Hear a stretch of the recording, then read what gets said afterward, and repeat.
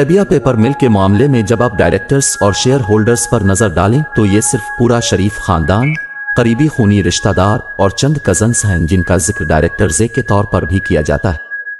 Ramzan sugar mill की share holding पर नजर डालें तो आपको अंदाजा होता है कि उसे चीफ एग्जीक्यूटिव ऑफिसर जनाब हमजा शहबाज चला रहे हैं।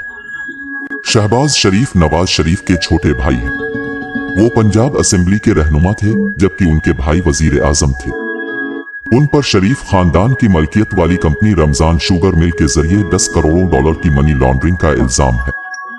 उन कम तनख्वाह वाले मुलाजिमीन के नाम पर अकाउंट खोले गए जो मत में नहीं आते। इन अकाउंट्स में पैसे जमा होते थे और आखिरकार वो हमजा, शहबाज शरीफ, सुलेमान, शहबाज शरीफ और खुद शहबाज शरीफ के अकाउंट्स में जमा हो जाते थे।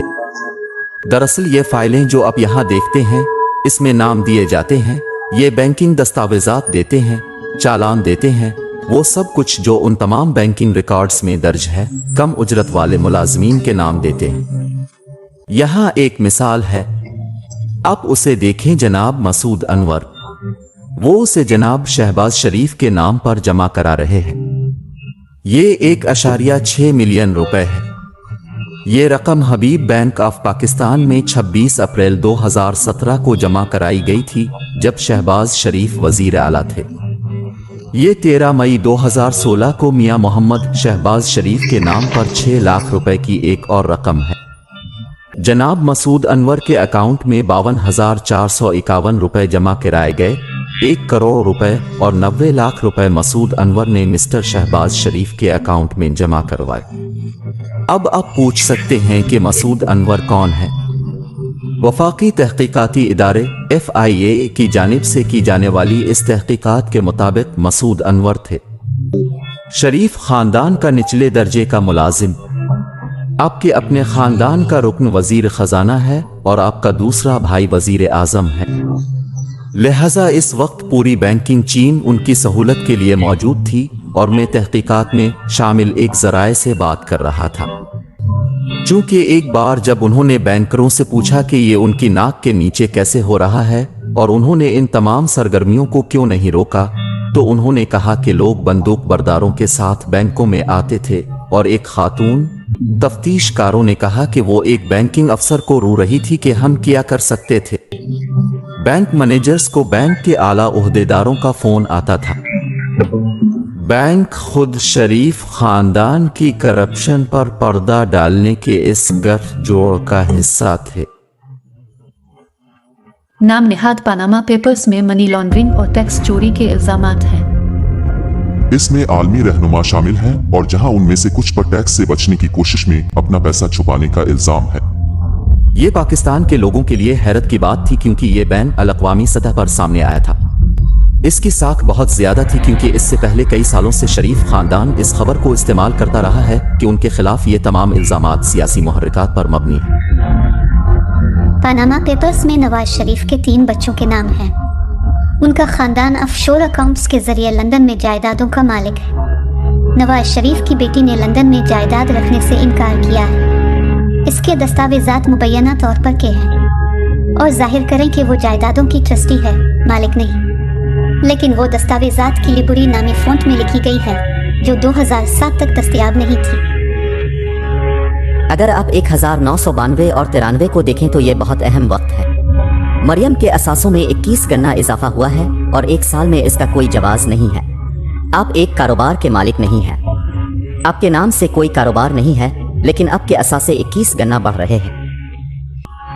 1992 में मरियम नवाज 19 साल की हो गई। पनामा पेपर्स के इंकशाफात के बाद पाकिस्तान की तहकीकाती एजेंसी ने शरीफ खानदान के माली मामलात को निकाला। मुश्तरका तहकीकाती टीम को बुनियादी तौर पर पता चला कि मिस्टर नवाज शरीफ आमदनी के मालूम जराए से बनाए गए असासों का जवाब पेश नहीं कर सके। ये अहम इल्जामात में से एक था।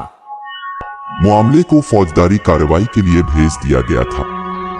फौजदारी इस्तिगासा में एक मुकदमा था जो तकरीबन 1 साल तक चलता रहा और इस मुकदमे में नवाज शरीफ की तरफ से इनकी दौलत की असल लंदन में उन 4 फील्ड फ्लैट्स की वजाहत के बारे में एक भी जवाब नहीं आया। वो पैसा कहाँ है जो वो कभी साबित नहीं कर सके थे। शरीफ खानदान का शुमार पाकिस्तान के अमीर तरीन अफराद में होता है, लेकिन उनकी दौलत की असलियत अभी तक एक मुअम्मा बनी हुई है। इस वक्त आप मीफेयर में जिस फ्लैट में रह रहे हैं, इसका नाम दरअसल गुज़िश्ता साल पाकिस्तानी अखबार दी न्यूज़ में उन 4 फ्लैटों में से एक के तौर पर लिया गया था जो आपके वालिद ने मुख्तलिफ सोर्स और ऑफशोर कंपनियों के जरिए गैर कानूनी तौर पर खरीदा था। तो नहीं, जो लोग असल में इसके लिए हमें मोरिद इल्जाम ठहरा रहे हैं वो अदालत में जाते हैं और इसे साबित करते हैं। लेकिन क्या आप जानते हैं कि आप जिस फ्लैट में रह रहे हैं इसका मालिक कौन है? ठीक है, अभी ये सवाल नहीं है। तो नहीं, लेकिन ये वो सवाल है जो मैं आपसे पूछ रहा हूँ। क्या आप जानते हैं कि फ्लैट का मालिक कौन है? ठीक है, ये किराया पर है, ये मैं हूँ। मैं किराया की बुनियाद पर फोन कर रहा हूँ जो हर चौथाई पाकिस्तान से आता है। आप उसे जाती तौर पर किराया पर दे रहे हैं या पैसा पाकिस्तान से आता है? पैसा पाकिस्तान से आता है। मैं अपने वालिदैन के साथ रहने वाले किसी भी दूसरे तालिब इल्म की तरह हूँ।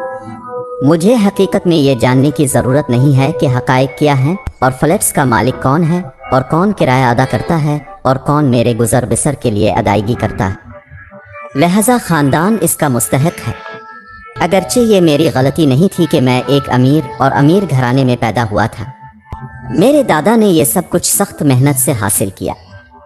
जब आप उनसे पूछेंगे कि आपको ये पैसा कहाँ से मिला, तो वो आपको आज़ादी के वक्त अपने मरहूम दादा की कहानी सुनाना शुरू कर देंगे।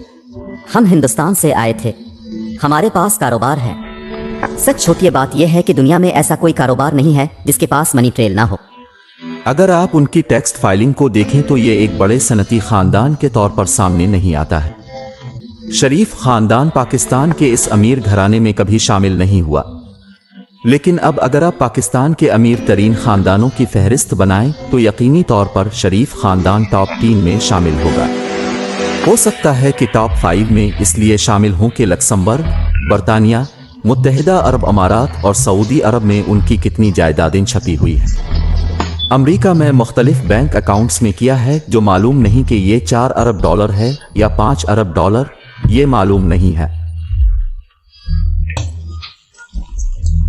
दिसंबर 2018 में पनामा पेपर्स के इंकशाफात के नतीजे में नवाज शरीफ और उनकी बेटी को करप्शन के इल्जामात में 7 साल कैद की सजा सुनाई गई।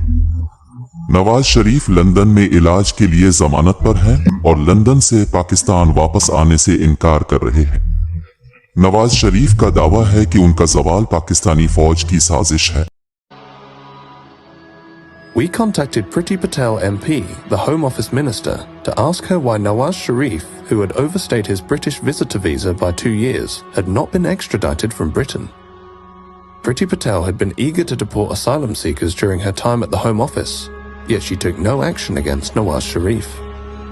Priti Patel MP in the Home Office did not agree to an interview. We also contacted the National Crime Agency. We wanted to find out why there had been no meaningful investigation into Nawaz Sharif's assets. The NCA did not agree to speak to us.